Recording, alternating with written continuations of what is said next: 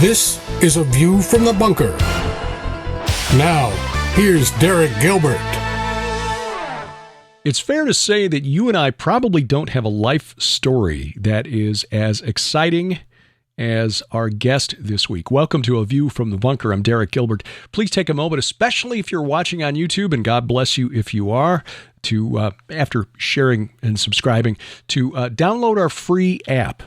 Our app gets you all of our video content, not just this program, but our weekly broadcast program, Unraveling Revelation, our weekly Bible study, the Gilbert House Fellowship, and our podcast, PID Radio, which is what started all of this, going back to 2005. You'll also find classic episodes of both PID Radio and A View from the Bunker back in the era before video there at the app, as well as a Bible calendar of our upcoming events and a reading schedule and a new messaging feature where we can exchange messages back and forth, prayer requests and other things away from the all-seeing eye of the gatekeepers of big tech and social media. You'll find a link at VFTB.net, or better yet, go to our main website, gilberthouse.org/app, gilberthouse.org/app. And while you're there, by the way, check out our streaming video channel, streaming video, gilberthouse.org/video, where we've got video teachings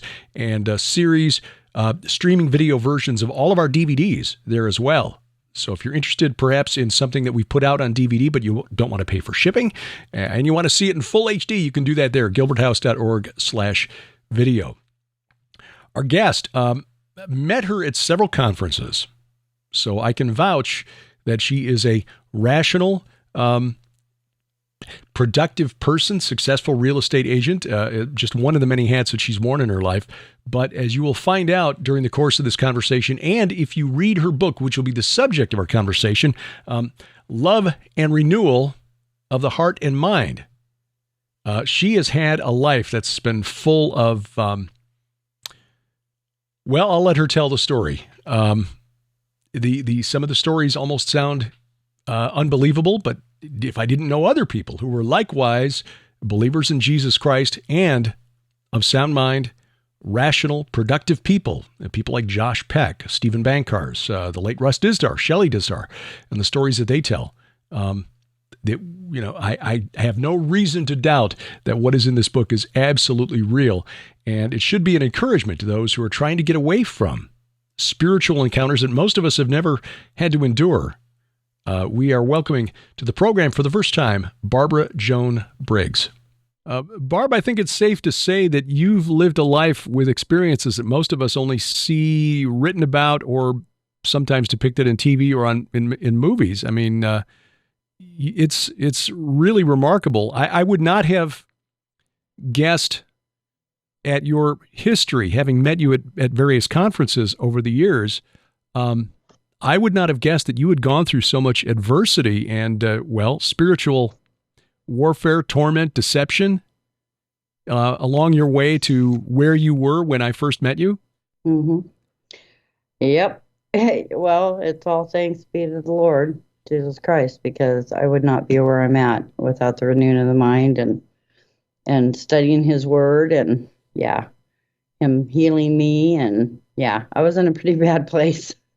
You're very open in your book. You mention right up front in the first couple chapters of your book that you were really abusing some pretty hard drugs. I mean, using meth on a daily basis, according to your book. And that's something that some people can just never get away from at all. And between that and the effects that it had on you. I mean, you say you came from a really bad place. I mean, what kind of effect did this have on you, not just physically, but spiritually? Well, I think that I truly believe that any street drugs or even pharmaceutical sorcery drugs bring in a lot of spirits, demonic spirits. So I think spiritually, I was like opening the door for every spirit and then getting into, which I think created the mental illness. And I just really messed up my brain and and with all the spirits and everything. And then that guided me into the New Age. So I was real open to getting into the occult because of it. So spiritually, it really was damaging. I mean, I made the choice to use meth. You know, it was my choice. It was my. I mean, I regret it now, but it was a choice that I made. So I actually made bad choices and created all this for myself. So I take the blame for doing it. You know what I mean? But the Lord rescued me for sure. And you know, I know a lot of mental patients don't come back from the kind of stuff that I went through, but I did, and so I'm just really grateful for that. I mean, a lot of my family members and friends did not think I was going to return to a sane mind. You know, they just didn't. They're like, "Wow, Barb, when I saw you in the hospital, I just didn't. I thought we lost you forever. I just didn't think you were going to come back." So I'm very, very blessed to have a sound mind now. And again, that's something I would not have guessed, having met you, you know, after. I know we've met a lot of times, and yeah, I was in deep waters, Derek. Well, just to give our audience a sense for how close to the edge or over the edge you were, what did this regular drug use and then this fascination with the supernatural, what kind of stuff did that lead you into? Well, basically mysticism, psychic, telepathy. I mean, just all kinds of different occult practices, you know, guided meditation. It led me into, like, I was like an open door for different spirits and ascended masters, what they call ascended masters in the New Age. And before Doreen Virtue was guided out of the New Age as well, I used to follow her quite a bit. Okay. In fact, we knew each other from one of the sites. He thought he was a reincarnation of Saul Paul. And so we had known each other kind of from that site. So, but yeah, it just led me down different occult practices. But I didn't know I was in the occult. I thought it was just spirituality and New Age, and it was beautiful and kind of like Johanna Johansson. Oh, I can't think of her name. Anyway, she did A Beautiful Side of Evil, that book, and it is beautiful. It's like oneness and love, and so you really get swept away in it, and you're like in a different mindset. And I had lots of synchronicities. I mean, continual synchronicities, and lots of guidance, and I was actually hearing from them. My book will show you that I actually literally heard from the spirits. I mean, there's no ifs, ands, or buts about hearing from them, because I actually brought like a rose to a mystic, and she's like, "Wow, you're so in tune," you know? And, you know, I was hearing them. Yeah. I was reading about that this afternoon, and the name jumped out at me of the mystic, because I don't know what, 50 years ago now? Yeah. Well, 40 years ago, I dated a girl by the same name. Mary Martin, or? Yeah. Spelled differently. So it's not her. It's not her. But it's like, oh, well, that's interesting. And yeah, you tell that story about how you were kind of guided to bring her these gifts, and she added it to a shrine that she'd made for Isis, Mary, and Diana. I mean, Princess Diana. Yep. Mother Mary, Princess Diana, and Isis. But I don't know if it was necessarily Princess Diana. It could have been like the Diana that the pagans used to follow back. So the goddess Diana in ancient Greece. Yes. Yeah. I mean, she said, but I couldn't remember if she said Princess Diana, but yeah. Okay. So yeah, she was told to build that shrine, and I kind of filled it in, and she asked me, "Where have you been?" And I said, "Well, I was on drugs and in the mental hospital." And she just kind of paused and looked at me like, "Okay." But yeah, she said that she had been told that somebody was going to bring the items to her that you brought. Exactly. So where did I hear that from? I heard it from spirit, you know, the spirits that I was dealing with, the demonic and the, you know, we fight not against flesh and blood, but against principalities and powers in high places. And right. And I believe that I moved my way up their little hierarchy on the, you know, the kingdom of darkness is what I did. You So, you called these messages that you were getting word thoughts. What were they like? well, it was like just all of a sudden the words were in your brain. Like like you would say to me, "Hi Barb." Just the "hi Barb" would be right there. Hmm. It wouldn't be like I would be actually hear you say hi and then Barb. It would be like "hi Barb" would be just right there. Hmm. That makes sense? It's hard for somebody who's never experienced it to really grasp, I think, because I know there are people who Yeah. say that they have heard an audible voice, sometimes from God, sometimes from others. I am not one of those people. But too many people I know who are rational, productive people Mhm. have had that experience, and so I don't deny it. I don't discount it. Um, how did you receive those at first? These word thoughts, because I know that in one of the episodes that you describe in chapter 2, really Mhm. scary one, the one at the parking garage where you went up the parking Yeah. garage with your son, and a Mhm. word thought came into your mind directing you to throw him off of the parking garage. So were Yes. all of these word thoughts scary, or were some of these more, No, some of them were reinforcing and giving you no. positive messages like, "Hey, you're on Yeah. the right path. You're special. We've got great things in store for you." Uh, what kind of direction were they giving you? Um, I guess those were just word thoughts that were coming in, just like oh gosh, it's hard to describe. Like it would just come in as like a, you know, um, kind of like a wave. You should throw your, you throw your son off the ledge of the parking garage. I don't know that I was in a high intensity manic episode, psychotic episode. Hmm. That I was like a full fledged psychotic episode to where, I was hearing all kinds of things. Um, but yeah, it was. I don't. I can't explain it how it came in. How that came in. But I'm pretty sure that's what they wanted me to do. I mean, it was just kind of, I knew that's what they wanted me to do. And of course, I crouched down with them and held them as tight as I could and crawled back down the steps, Hmm. because it scared me. Um, but, um, but yeah, so I was getting, you know how they say that, with, some are deemed, um, oh boy, I'm losing the words. Um, some have the ability to hear, when they're mental. Hmm. Um, uh, Schizophrenic. So I was deemed more like bipolar with religious overtones. However, I think on some of my paperwork it was probably schizophrenia, but I was deemed severely mentally ill. Hmm.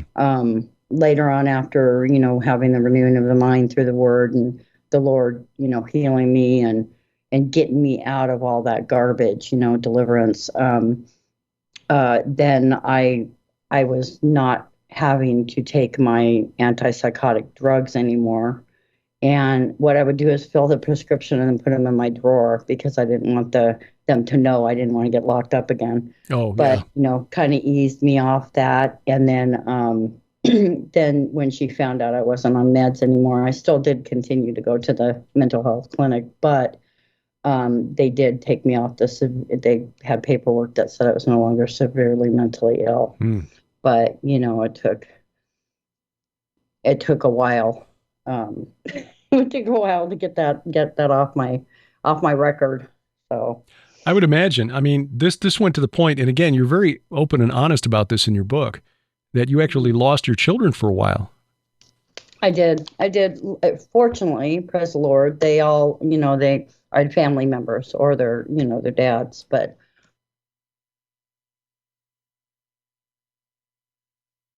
That had to be really difficult. How did you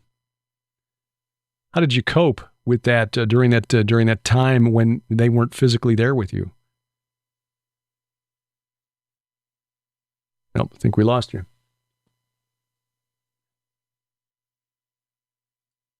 oh, are you there? Yeah. Now you're back. You I don't muted. know how that button got muted, but I looked up there and there was a red line through it. So, That's okay. okay. I can Lord edit this help out. us. No one will ever no one will ever know.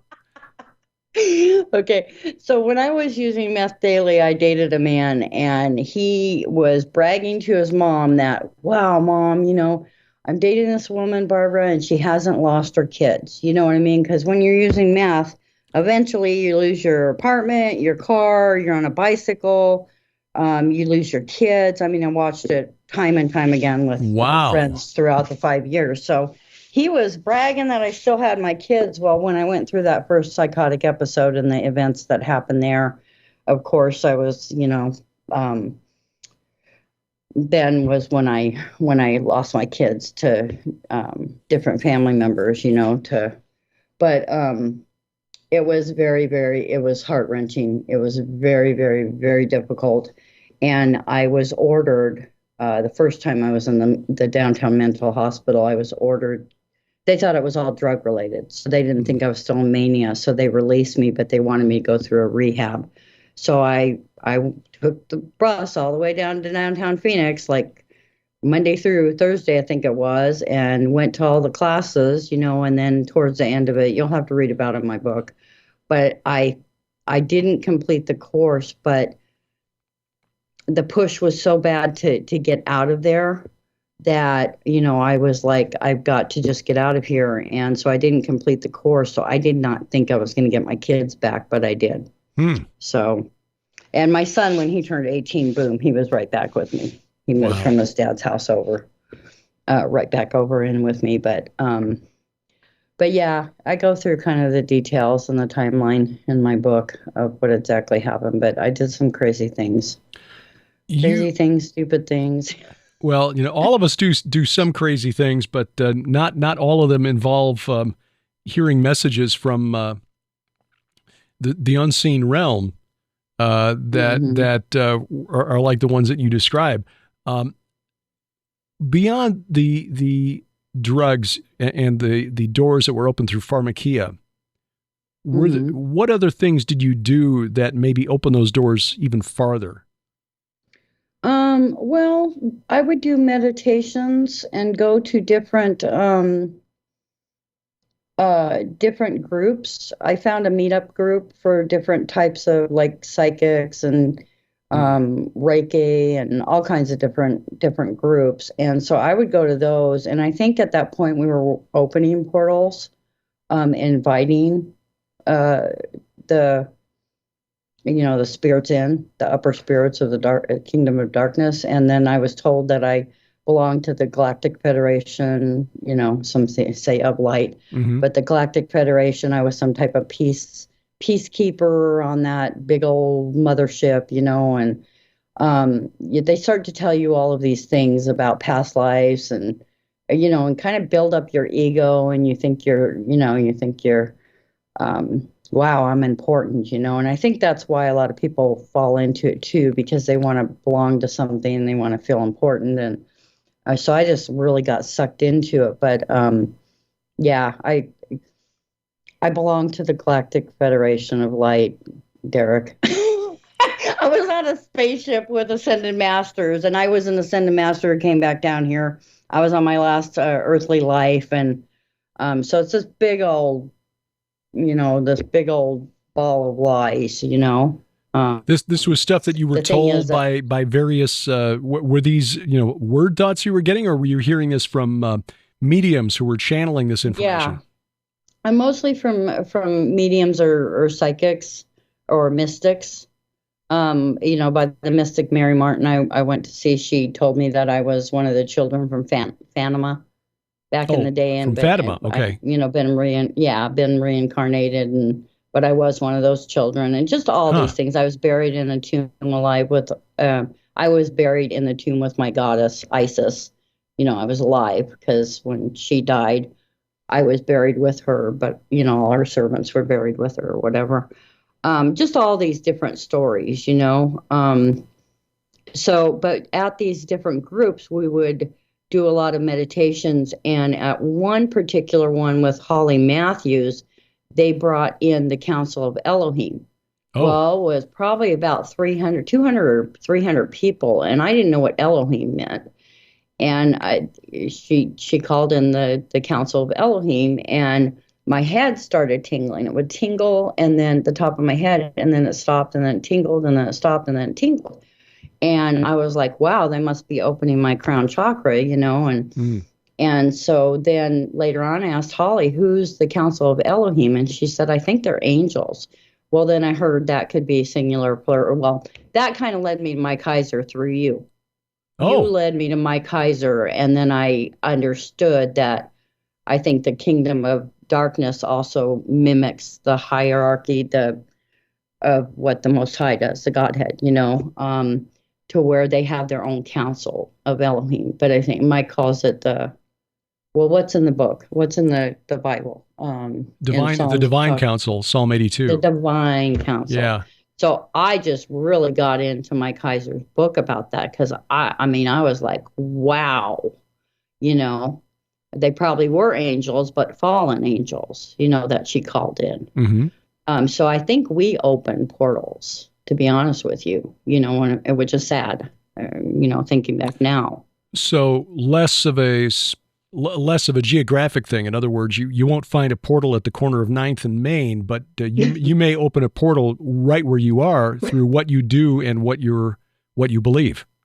Yeah, if you invite him in. I mean, I believe that I invite with bringing in divination cards, the Doreen Virtues, Michael cards, and Ascended Master cards. I think that I literally invite him in. In fact, that's funny. She said there's probably a portal open in my old apartment.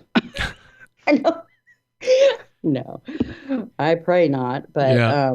but yeah. So There may be areas that are more active than others. Certainly, in the Bible, we see a lot of attention paid to Mount Hermon, yes. especially if you know what you're looking for, and references to Bashan in the scriptures that when you understand what it was known for, there's a reason that stuff's in the Bible. Jesus could very easily have said, all that stuff you heard about Mount Hermon and Bashan and all of this stuff, that's all a bunch of hooey. Forget that. We don't do that anymore. No, Jesus actually went to that region to be baptized, to declare his divinity at the base of Mount Hermon, the transfiguration on the summit of Mount Hermon. So yeah, there are some areas that are probably a lot more spiritually active for whatever reason, but exactly. yeah, I read that book by Mike Kaiser. Well, I've read almost all your books except for the last one. I haven't ordered that yet. But yeah, I read that Reversing Herman. yeah, So yeah, and it's significant, and it's amazing how I don't want to rabbit trail too much, but it's amazing how even though Mike was, God bless him, a serious scholar who really didn't go beyond what you could document in the biblical text, there are still some people who just refuse to hear it. It's like, no, he's a Gnostic. You keep using that word. No, I don't think you know what it is. Yeah.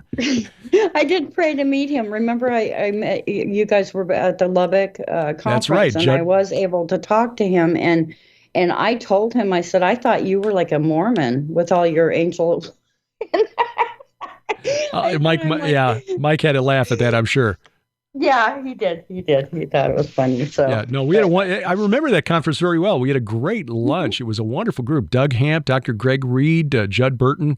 Yeah, just some really amazing stuff. And of course, Mike Heiser, God bless him, who was willing to come and hang out with a bunch of weird people talking about giants. You mentioned something. You used the word synchronicities. I'm curious. What do you mean by that?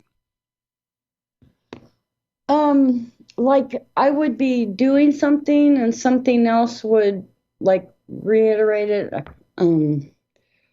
I've got them in my book right now. I'm kind of drawing a blank, but like I would be talking to somebody about butterflies or something, and then like butterflies would come, or like just synchronicities, just one right after another with different stuff. There was my dad's name was Jack. And all of a sudden, I actually thought that I didn't think he was saved. I thought he was actually in the realm right around us, the heaven right around us. So anyway, all of a sudden, Jackrabbit came. He used to drink Bud cans. That everything having to do with, you know, Jack, the word Jack, Hmm. or my dad in particular, and just one right after another. All of a sudden, all these synchronicities. So it was just really weird. It's like I was in almost in another realm, but yet still here in the New Age. It's very, um, I don't know. It took a lot to get me out of it, Hmm. and to get me out of that, and to get me in the biblical worldview. It took a lot. I mean, it took a lot. It was like pulling me out of this mindset, this oneness coexist mindset. And then, I mean, being shown scriptures about you're appointed to die once, and then, and then judgment, to counteract the reincarnation. And then, psychics, they kind of go through family lines. So, of course, this one in the spirit, this demonic in the spirit, knows what you said to your grandma, Mm. back in the day in the private room, of course, because that demon was probably there. They follow lineages Mhm. too. So, I mean, it took a lot, though. And that's why my book's called The Renewal of the Mind and Heart, because it took a lot to renew my mind and get out of that oneness concept, that How New Age concept. how hard was it to set aside those beliefs? I mean, considering that you'd seen so many incidents that were clearly supernatural. How difficult was Mm-hmm. it to convince you that no, those things that you were hearing were lies, and these words in this book, these are true? I cried. I cried a lot. I'm like, oh no, not him. Oh no, not that. Oh no. You mean the peace symbol is an upside down cross, broken cross in a circle of witchcraft? I mean, all of these different things. It's like, oh my gosh. I ended up going into my apartment and grabbing all of my New Age books, every single New Age book, the Hicks books about law of attraction. I grabbed the Sylvia Brown books. I grabbed Doreen Virtue's cards, Ascended Master cards, my tarot book, everything associated with the list that I was reading about what was the occult. I grabbed it all and put it in like 3 or 4 boxes and took it down to the church because I had a women's Bible study, and I told them I used to be into that, and they said that I could burn them there. So I gathered them all up. I went back to my apartment, gathered everything. I took down the peace symbol. I took down everything associated with the cult. I dropped Buddha on his head and threw him in the garbage, Hmm. a glass Buddha. And then I took it back down the church, and they put it in a barrel and burned it in the back of the church for me. But I could have got a lot of money for that stuff. You know what I mean? Sure, yeah. But I just didn't want anybody else to open those doors. So they burned it all for me, but I cried a lot because I didn't know when I would go to read the books and to the library or to the bookstore, it would say New Age spirituality. I didn't know I was in the cult. I know that Mm. sounds funny, but I didn't know that was a cult. I had no idea. I just thought it was more spiritual than Bible thumpers. Right. So it was very, very, very difficult. It was, and then I started, people started dropping off, because all of a sudden now I'm in the Bible, and I didn't know. I mean, my nephew's the one who said, "Boy, Barb, you sure are spiritual, but you don't know the first thing about the Bible." Hmm. And I thought that was the Lord speaking through him to me, because I don't. I'm sitting here saying it's been changed, it's been altered, it's been translated, it's Nicaea, the Council of Nicaea, or whatever the Catholic Church can, whatever. It's been messed up. Well, I had never sat down and read it, and I had never studied it. So Mhm. I'm like going along with all these New Agers saying it's wrong, and I don't really know what I'm talking about. Yeah. So then all of a sudden, my nephew gave me the Voice Bible. He said, start off with this one because it's easy reading. And then anyway, the Lord ended up moving me out of the valley, away from everybody, and put me in Bible study in a non-denominational Christian church called Faith Fellowship. And man, I went to the first time I was like trying to bring in reincarnate, trying to bring everything into the Bible, and the Lord's like, nope, not going to happen, So I just, over studying it, for 2.5 years between two different sister churches, I finally got out of that New Age mindset, that coexist mindset. Coexist but mindset. Yeah, I struggled. It was hard. I cried a lot, Derek. Well, yeah, because it's not easy to admit that everything you thought you knew was wrong, and leading you. I had a conversation like this with a fellow in Israel when we were on our tour there, and he was telling me about how he had come out of 20 years of following a guru who he thought would show him the way to enlightenment, and finally, I mean, there was a kind of a confrontation where he suddenly realized he's not going to lead me to enlightenment. And this is a very intelligent, learned man who found it very difficult to admit that he'd been fooled for 20 years by this guy who was just stringing him along and taking his money. Sure. And I can relate to that. I've got a bit of intellectual pride that I have to watch out for. I have a bad habit of thinking I'm usually the smartest one in the room, which is not true. Most of the times you probably are. You're a brainiac. What do you call you guys? A brainiac? But yeah.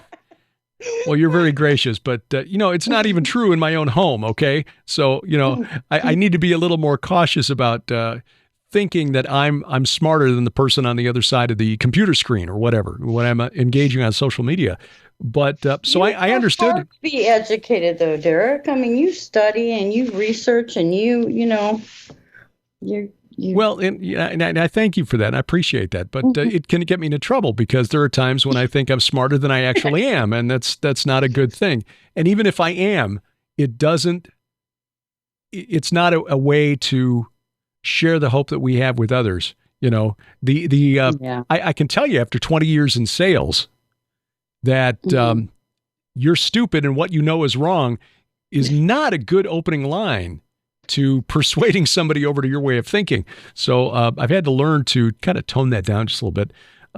But it can be really hard when you're on the receiving side of that, when you realize that everything I thought I knew is just been turned upside down. So where does that leave me? It leaves you feeling kind of, well, how did it make you feel when you suddenly came to that realization that all this stuff that I've been learning from the likes of Doreen Virtue and these mystics and mediums that I've been going to, the stuff that they've been telling me is wrong. It's lies. Oh, I wanted to turn around and just call them all and saying, oh my gosh, you guys need to get out of this. You are opening doors for demonic. You are dealing with demons and higher entities in the kingdom of darkness. And I was fearful for them. I wanted to turn around and call. I mean, I bet I was wrong. I was deceived. I was completely deceived. You know what I mean? I've heard you say, Derek, I've heard you say before, you know what? I was mistaken about this, and you're a big enough person to where I've heard you say that, I was mistaken about this. You know what I mean? I personally heard you say that a couple of times. So I'm more afraid of what God's going to say when I get up to heaven and say, okay, you had the audacity to go in front of these people and teach them as though you had authority, and you were wrong here. No, yeah, I don't want to. He's going to be that hard on you. I know that teachers are held to a little bit more accountability. Me and my nephew were just talking about that because he's really into teaching. His reiteration was the early church fathers. Oh yeah, to help him believe Christ, because he was atheist and then Muslim. And then somebody shared Jesus with him, and he read the Strobel book, Just for Christ, Lee Strobel. Yeah. And he came to faith in Christianity and Christ through those different, through this man that mentored him kind of in that book. Me too. That's what got me. Oh, really? Yeah. Oh, wow. I didn't know that. I know that Lee, Lynn, L.A. Marzulli. Right. I know that he had the big, but that was kind of more with the giants and supernatural, right? Well, with me, it was a matter of I found myself as Mr. Mom and realized I couldn't teach our 6-year-old daughter what was right and what was wrong because I didn't know why I believed what I believed. You know, the Bible's a good thing, but how do I know it's true? And that's what led me to Lee Strobel and the evidence that demands Josh McDowell, evidence that demands a verdict. But so I had called myself a Christian, but I couldn't tell you why. And if somebody had challenged me on it, I couldn't have defended myself. So that's kind of was the beginning. And Mike Heiser finding his work was part of all of that. But that's a much more boring testimony than the one that's in your book, Love and Renewal of the Heart and Mind. My nephew actually jumped into. He took a evangelist course at a Christian church near us, and in Chandler, Arizona. And he went through all that, but he started getting into debates because he wanted to know what he was talking about. Right. So he was listening to Dee Wallace and Bert Ehrman and Chris Pinto, and he kind of turned me on to them. And I said, well, I don't want to listen to Bart because it sounds like his faith is, he doesn't have the faith that I want to hear. And so, but I did pick up Chris Pinto's Adullam Films, and that was my first turning point, was with him. Really? That's when I realized somebody else knew what I came out of, and he was exposing it. And he was my very first like watchman that he was pivotal. He was pivotal because I'm like, oh my gosh, somebody knows what, because the people at Faith Fellowship and New Covenant churches where I was going to Bible study, they didn't know what I was talking about. None of them had. Well, one lady had trained under the top astrologer of the U.S., and she had to make a decision between the Bible and astrology. And obviously she was at the Bible studies. So she kind of knew. And then when I was sitting at New Covenant for the Thursday morning meeting, Bible study with Sharon, who, by the way, does a really fabulous authority teaching that I have in my book. Sharon, we were sitting there, and I was kind of giving my testimony a little bit, and I looked around at the table, and no one kind of was following me or understanding what I was saying. And I was really disappointed because I'm like, oh, gosh, Lord, they don't even know what I came out of. They have no clue what I'm talking about. And then after that, a guy came, his name was Charlie, came around the table and he kind of squatted and he said, Barbara, they don't know what you're talking about, but I do because I'm an ex-Satanist. Oh. And him and I became very good friends. He was really deep into Satanism. And he understood what I came out of because the New Age is a form of Satanism. Mm-hmm. It's just a fluffy, more deceptive one. You're not out and out saying that you're worshiping Satan, but you are. Right. So yeah, but Chris Pinto was very pivotal. He was the very first one I heard that understood me. And then I met you guys all. Then I met all you.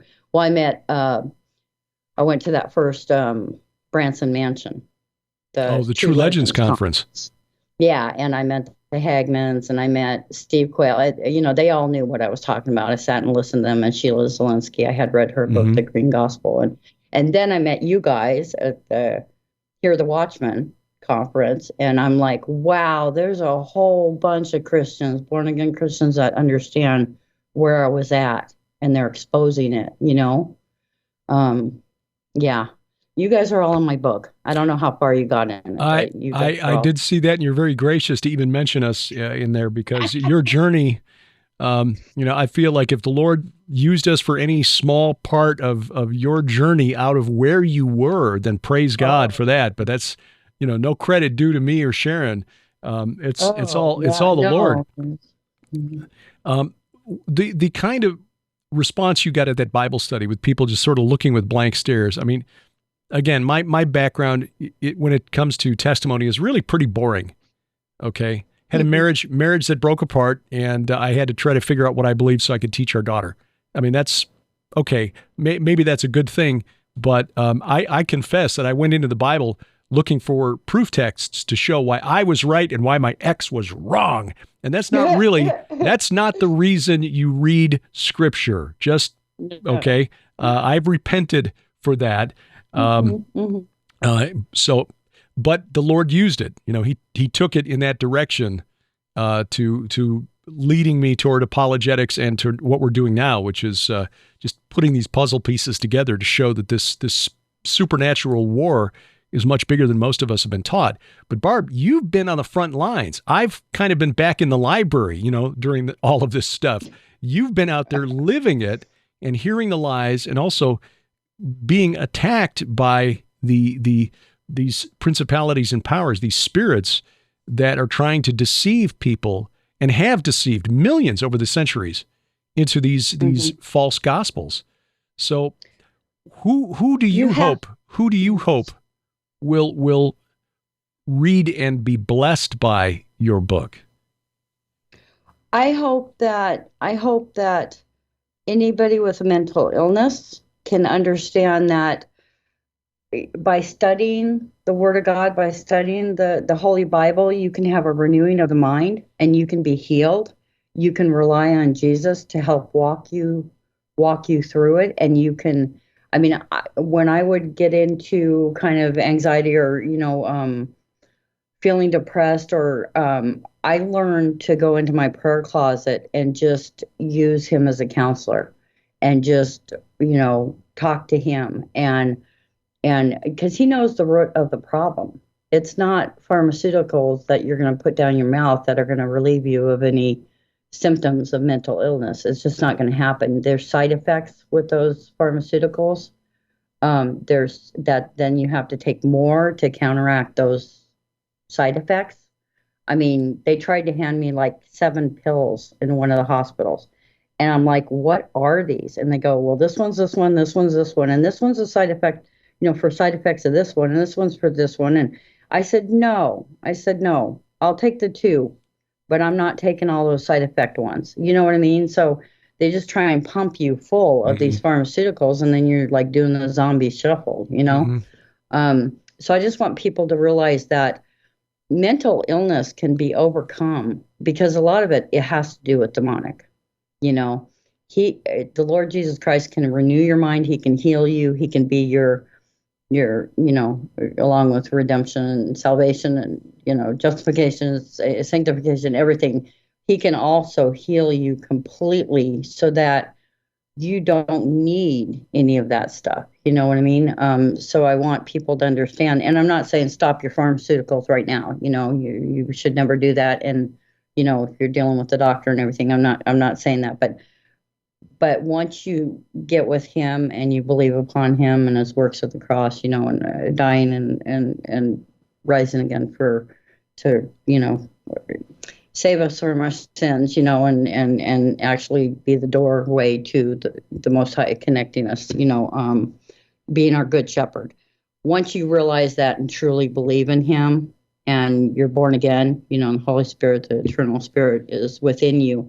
No other spirits are going to enter you. They may attach, but they're not going to enter you. And so, at that point, then he can work to heal you. But so I hope that people will understand that you don't have to live with that mental illness or psychotic episodes or anything like that. They, in any of the places that I went to, like STAR, Stand Together and Recover, or any of the mental doctors, the different clinics and stuff like that I attended, none of them had Bible studies. And it was kind of interesting. Some of them had Zen and meditations and yoga, which I don't partake in any of those. I don't think they're Christian. But they didn't have Bible studies. You know what I mean? And that's the problem. It's like they don't lead you to Christ, who can take away all that demonic and all of the medicines and everything, and heal you. And I'm living proof that he can do that. And so I want people to take that. Also, I want people to understand that you can look up and see what New Age occult items are and get rid of them. Burn them, whatever, throw them away, whatever you need to do, get them out of your house, because they have attachments that come along with them. And just don't use street drugs. Yeah. Self-medication is not a good thing. It No, is not and a way they to mental health and stability. exactly, and those have really demonic spirits with them. I mean, Yeah. you get demonic spirits with meth, and like I was on with coke, with uh heroin, with I saw so much demonic activity in the meth scene. It wasn't even funny. Hmm. People lose their morals. People stealing. I mean, it's really Well, ugly. the It's fact that you real were dating the stressful. guy who was bragging on the fact that you hadn't lost your children because, Yes. you know, it's like, okay, that's something to be proud of. I mean, that's, you sort of take that as a given if you're a parent, but praise God that you were able to keep them through all of that. Well, what's the kind of feedback that you've been getting from the book? I mean, again, I'm thinking of the guy Charlie who came up to you, after the Bible study and said, "Okay, they don't know what you're talking about, but I do." Is the book finding people like that? The funny thing is, Derek, this is the very first interview that I've done, and it's been out since last April, over a Mm. year. Hmm. I have sent out free copies to over 100 people. I think maybe a couple people bought it on Amazon. I just have not promoted it at all. The Lord's really weird with me because I have a patience problem. So it's like, okay, hurry up, hurry up. Okay, wait. Hurry up, wait. But I kind of got the go ahead to go ahead and start.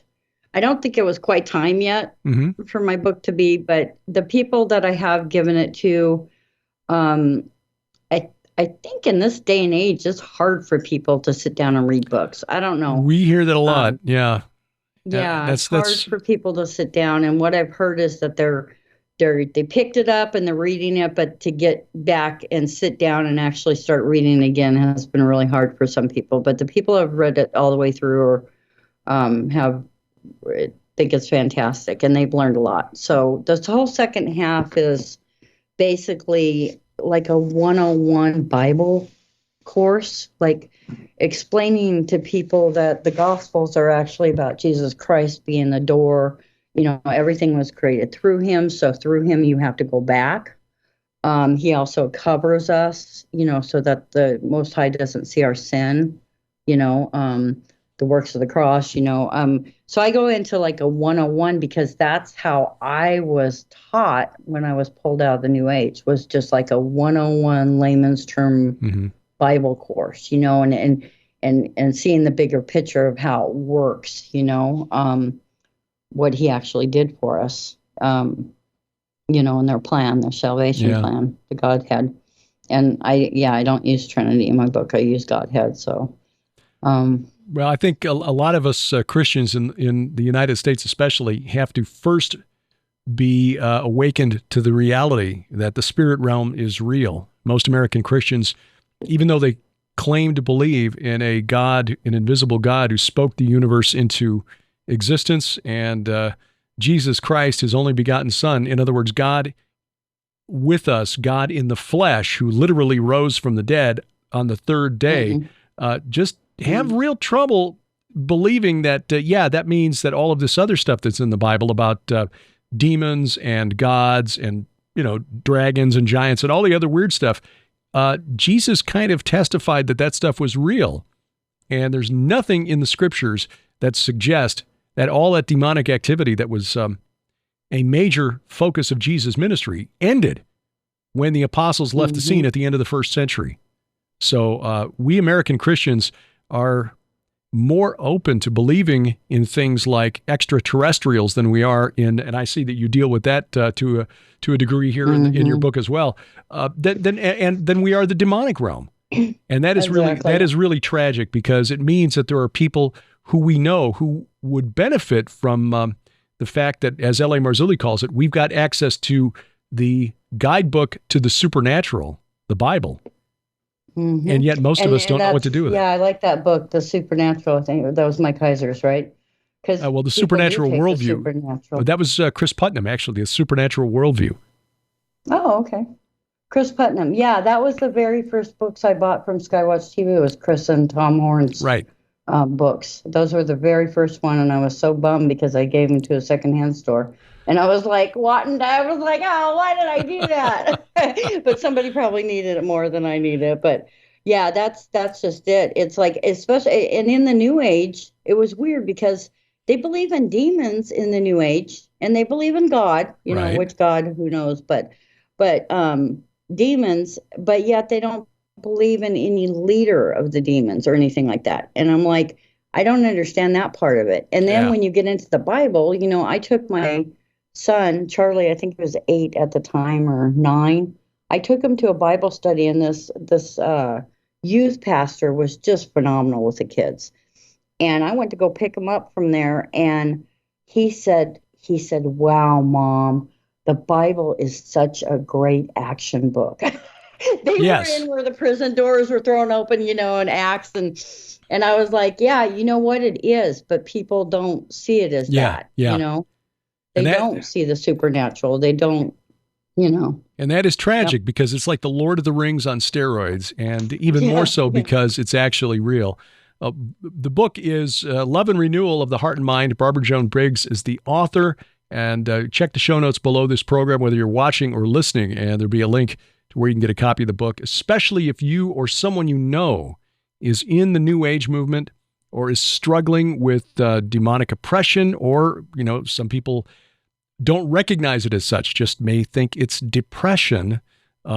This may offer some help and some hope because, look, if you can come back from doing meth on a daily basis and to a sound mind and being a productive, loving parent, then God can rescue you as well wherever you are, and that is what I think is so uplifting about your story.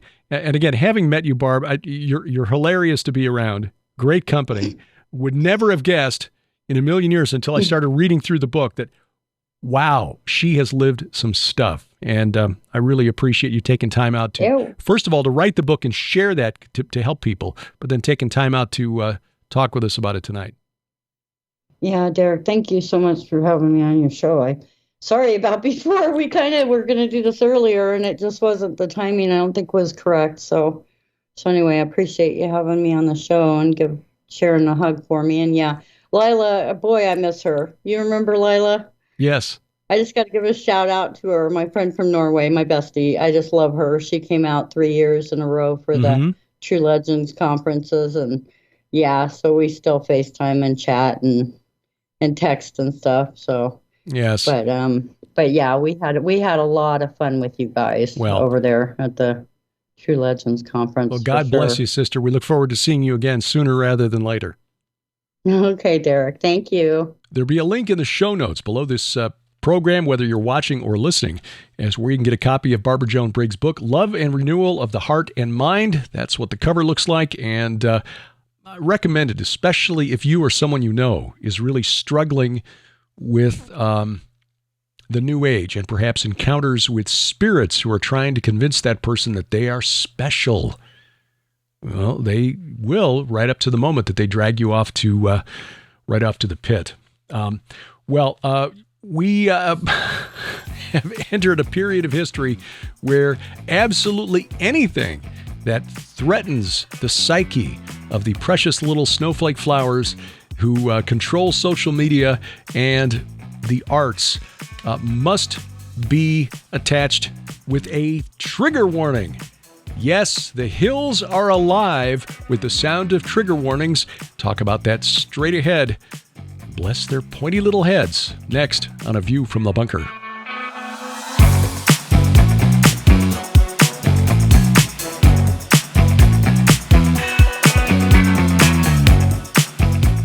Hey, guess what month it is? And that's why maybe we're wearing red, white, and blue. It's July. It's July, which means not only that, the United States celebrates Independence Day, but also anniversary of something big. Yes, the 1947 Roswell crash, which occurred over 4th of July weekend. It did. In fact, in 2017, you and I and Josh Peck all went to Roswell to see exactly what happened and get some expert interviews.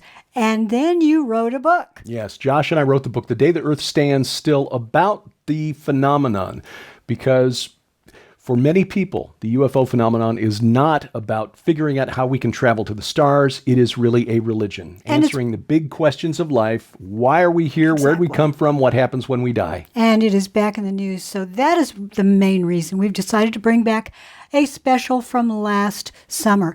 If you get this book, and you will get these two practically free. Yes. Because the whole package, you're going to save $30. Yes. It's only $35 for all three. You get the book, the two Sci-Friday crazy.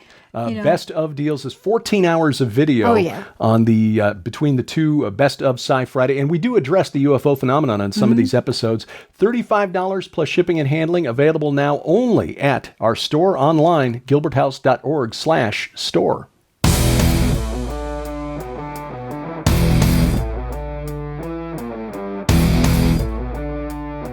Driving the internet to think every Sunday night from the beautiful Missouri Ozarks. This is A View from the Bunker. I'm Derek Gilbert. You'll find us online at VFTB.net.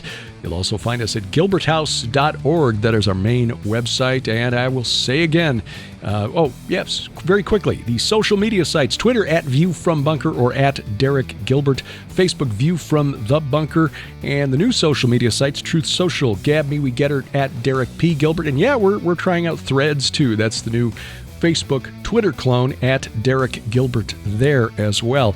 Again, if you're subscribing and listening or watching on YouTube, please take a moment and download our app. Even if you're not watching on YouTube, download our app anyway. Go to gilberthouse.org/app and join the community there as we bypass the gatekeepers of big tech. The company that hosts the app, develops the app, hosts the content there is a Christian company, and so not likely to cancel us. In fact, there's probably a day coming here in the next month or two where we just take A View from the Bunker off of YouTube altogether, or at least don't post any new programs, because we may be talking about some things here in the next couple of months that are the kind of thing that got friends of ours, sister ministries, yanked. So just make sure that we don't lose touch by downloading our app, gilberthouse.org/app. In England, there is a theater group that is putting together producing a revival of the classic musical Sound of Music. This is at the Chichester Festival Theater. And if you're familiar with the program, if you're familiar with the production, rather, this was a musical that was produced in the late 1950s, features a score by Rodgers and Hammerstein, two of the greatest songwriters in American history anyway, especially for the Broadway stage. It was made into a major motion picture in 1965, and it tells the story of Maria, who is a novice nun sent to be the governess of a family, the Von Trapp family in Austria, shortly before World War II. The Von Trapps, the patriarch of the family, in the film played by Christopher Plummer, in the movie played by Julie Andrews, Maria played by Julie Andrews, not Captain Von Trapp. He was a retired Navy officer, and they eventually marry. And then when Hitler comes to power and the Nazis take over Austria, because of his objection to what the Nazis are about, they flee overland. They basically have to hike from Austria into Switzerland, which, oddly enough, kind of reverses a journey that my distant ancestors made back in the late 17th century, walking from Switzerland through Austria to Germany, ultimately. Anyway, the attendees at this Chichester Festival, where this revival is opened last week, they have been informed by a warning that the musical touches on Nazi Germany and the annexation of Austria, and thus may find certain themes distressing. They're putting a trigger warning on The Sound of Music because it mentions Nazis, and people might find that upsetting. Look, this is really silly.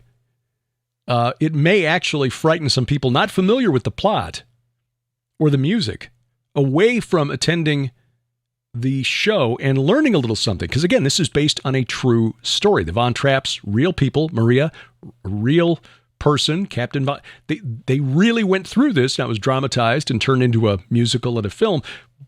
But this basically really happened. But we can't let the snowflakes see it because it might distress them. They might find certain themes distressing.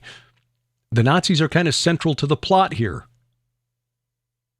And, spoiler in case you have not seen the film or the musical, the Nazis are not the good guys. And yet we have reached a point in our devolution that the Sound of Music has now got a trigger warning attached. Now, the theater says, no, we don't put trigger warnings on our productions. This is not a trigger warning. It's a trigger warning. And so to the producers of the Chichester Theater Festival, we say, bless your pointy little heads. Well, just a couple of weeks from now, we will be in the Dayton, Ohio area. In fact, this coming weekend, as you're seeing this, the third weekend in July, we will be in Brookville, Ohio, the 28th and 29th. This is the Go Therefore Conference. Dr. Mike and Kathy Spalding putting this together with the help of Pastor Neil Peterson and his congregation at the Harvest Revival Center in Brookville. This will be a great event. If you can make it, wonderful. L.A. Marzulli, Dr. Sherry Tenpenny, Coach Dave Daubenmeyer, Pastor Casper McLeod, David Hevner, Dr. Greg Reed, Vicki Joy Anderson, Tom Dunn. You want to talk spiritual warriors? They will be there in force. Kenny C., Randy Conway, David Paxton, Nathan Branham. If you cannot be there, you still have time to sign up for streaming video. So take advantage of this. This should be just an amazing gathering. It's a wonderful facility with a huge display, which I'm going to put to good use because I'm bringing some drone video, thanks to our friend Aaron Lipkin, that will show some megalithic sites in Israel that nobody knows about except for the archaeologists. And we will connect them to the Bible. So some fascinating stuff at the Go Therefore Conference online, gothereforeconference.com. And speaking of Aaron Lipkin, if you're catching this before Tuesday, July 25th, and you're in the Ozarks, we will be at Morningside for a recording session of the Jim Baker Show on Tuesday, July 25th. Aaron Lipkin will be with us. We put in a good word, and they found what Aaron is doing just fascinating. So he'll have an opportunity to talk about archaeology in the Holy Land, his role in helping to find the lead curse tablet at the site of the altar of Joshua, proving that there were Hebrew speakers in the land and a written Hebrew language centuries before the experts thought they were in the land. So this will be a fascinating discussion. We look forward to it. Aaron's a lot of fun. And if you're in the Ozarks, it's open to the public and free. We've got information at our website. You'll find it at gilberthouse.org. Look in the right-hand column or go to our app. We've got the calendar there, and it's got a little map thing in there. When you tap on it, it'll show you how to get there, and it's really, really quite cool. The developers of that app, 5 stars.